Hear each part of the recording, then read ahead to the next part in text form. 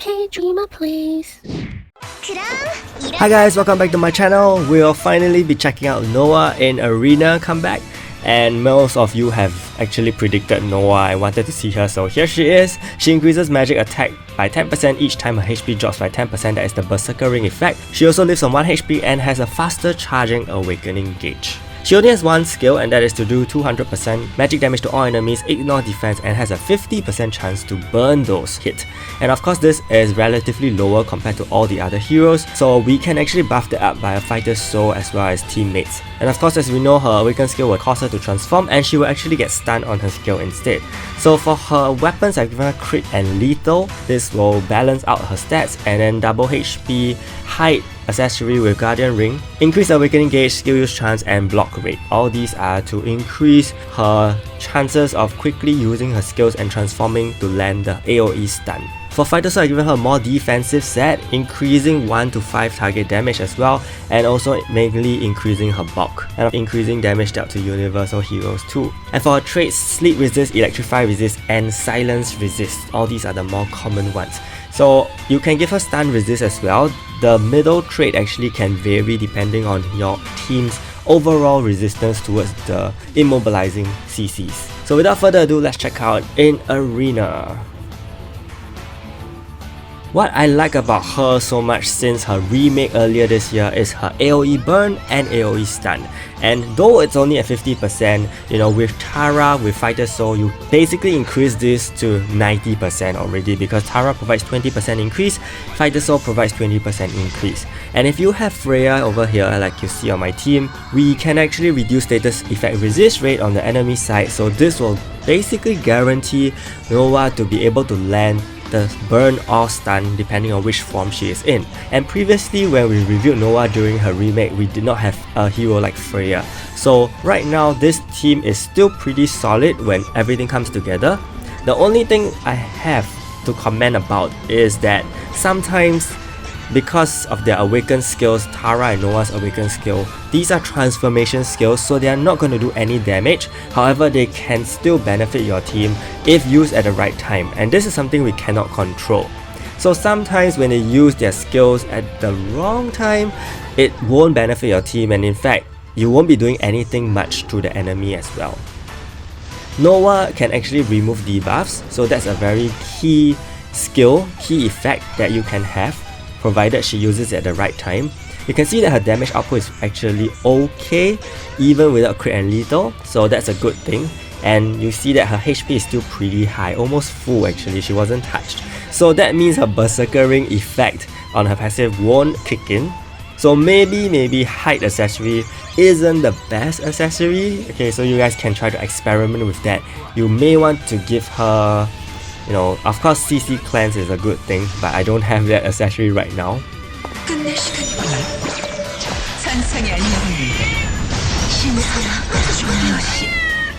And of course the burn was actually very useful just now. It chipped off a lot of HP, and unfortunately I missed with the stun, but as you can see, the burn actually triggered when she landed the skill, so it was actually a good thing. Although I didn't stun the Yonhi, but it's fine. So both her CC, in fact she is actually like Amelia, who I reviewed yesterday. But Amelia also has burn and stun, Noa also has burn and stun. And in fact the team mechanics are somewhat similar, if you realized. However, because Noa, she can actually cleanse, she does not have any other buffs. Her passive actually doesn't benefit your team at all, she is only for herself. Okay, however, she does hit a wider range of targets than Amelia, and she also synergizes with Tara, and with Tara on the field, Tara will actually reduce the physical damage your team will take as a magic team, I believe. I can't really remember her passive exactly, but I know that with Noa around, she will help to reduce the physical damage your team will take, and that is actually pretty good against the current physical teams that we are facing. We take a lot less damage.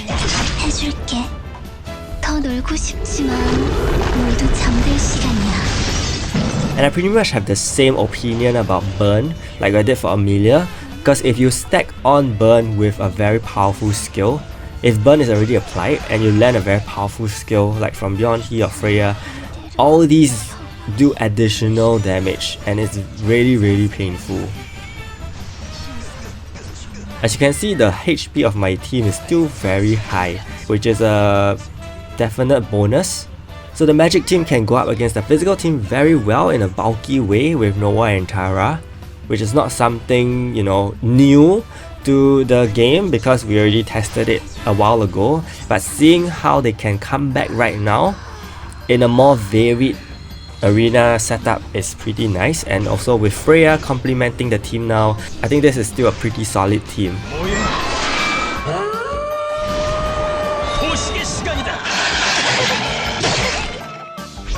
Again, Noa goes with the burn here. AoE burn is so good, like the amount of HP it chips off after every skill dealt is great. You can really chip off a lot of HP from enemies like Rudy if you do meet Rudy, and you won't even get any reflected damage, which is the best thing.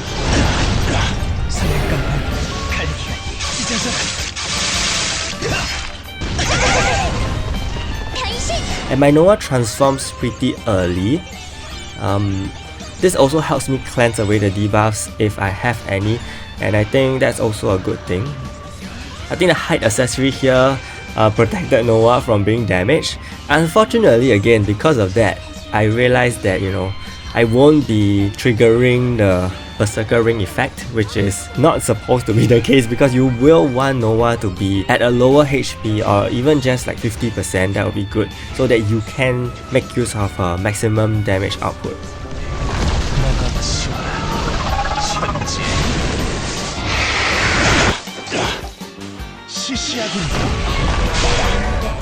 Interestingly though, I still have the two Magic Academy heroes with a good HP amount, so hopefully, you know, they won't let me down in this later part of the match, because I'm kind of outnumbered even though my HP is higher. Now I'm not. So let's see what Tara or Noa can do. Wukong actually stuns on his effect attack, so I guess, yeah, it's up to Tara to kill the two of them. Pretty okay damage, but I think they died due to the suffocation. Yeah, so if you haven't checked out the Tara video, go check it out. It's also a really good team setup, I would say, and she's still pretty relevant right now, especially with a suffocation effect. You realize that in all my comeback videos, Arena Comeback series videos, Yeonhee is always there because I just think that she is too good. She's really just too good in terms of countering. So even though she is not the main spotlight of the video, you know, her countering can still help me a lot, and I guess that's okay, because if you have a very strong hero, you can actually afford to use heroes like Noa and Tara who can come back, and even, you know, all those random heroes that I've tried. And that's the power of having even just one good hero on your team. You don't need 4 good heroes, you can just use one who can help you to support and coordinate everything, and then the liberty is yours to include different types of heroes depending on who you like to try. And I think that's the nicest thing about this current meta, or rather about this update, because also we have the trait changes, free trait changes. So that's the best thing. No one goes in with AoE. Her HP is very low at this point, so look at that damage. Oh yeah, she killed off 3 people with burn and her skill. So that is the power of, you know, when you have the Berserker ring effect kicking in. She does survive on 1 HP, which is great, and she's able to transform. However, she does not heal back any HP, so that's kind of the balance and drawback for her, such that even when she is at a low HP and she transforms, she will not help much. Because unlike Tara, Tara can heal back when she transforms. So even if she's at low HP, she can heal back and still have some utility after that. But you know, if Noa is at a low HP already and she transforms, then that's not going to help so much. So my Freyja here goes with the status effect resist down. Hopefully we get to see some action from Noa soon in terms of landing the burn.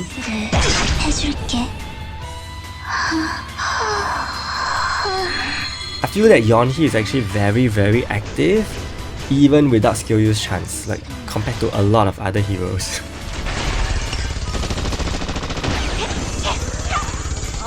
And just to reiterate about the team, this is a CC team, a status effect casting team.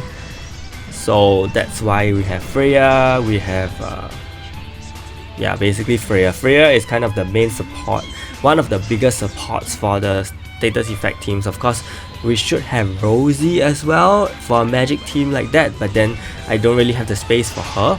Rosie can actually do the same thing as Freyja in terms of reducing status effect cast rate, so she could be a better unit here.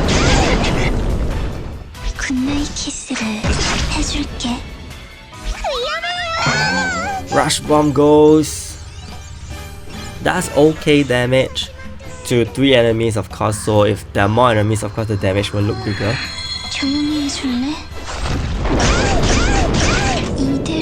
So my Noa is on really low HP now. If she were to use her stun next, I think that will do a lot of damage. If she doesn't die from this, unfortunately she does.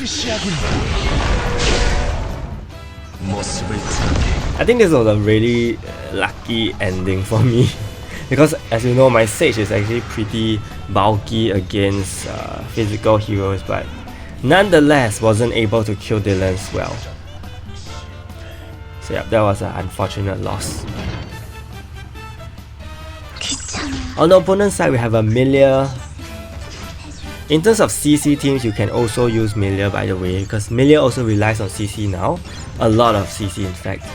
I land the 5-man burn, and it's about 20% of the enemy's HP down.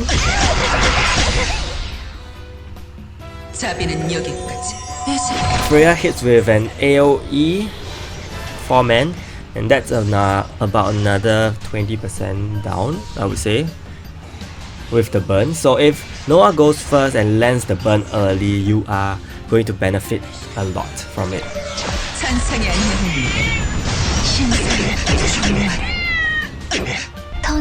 Burn is only for 2 turns, I believe, Noa's case, unlike a lot of newer heroes who have 3-turn CCs.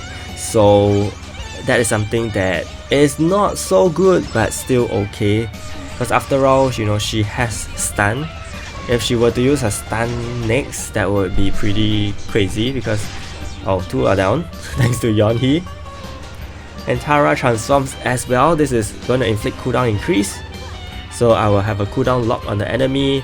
Unfortunately, the Melia is the one with one of the highest speeds on the enemy team, so you know, as I mentioned in the Tara video, cooldown increase can backfire on you, okay, if you are not too resistant against blind. Unfortunately, we are left with Noa at almost full HP. Hopefully she lands a stun, and she doesn't land it on Dylan's, unfortunately. But she does stun Melia, which is great. So, you know, in a way, I wouldn't be blinded and I can still carry on with my skills, because otherwise Melia will be countering me and I'll just be blinded and I can't do much from there. Thankfully, Sage killed Dylan, so I think this win is secure. So I think this is a very strong team, and Noa still has a pretty relevant skill set in terms of CC application as well as her skill targeting. So let me know what you guys think of Noa. Do you enjoy using Noa and Tara together, or maybe just one of them only? And if you want to watch more heroes coming back, stay tuned for more videos. Thank you so much and see you!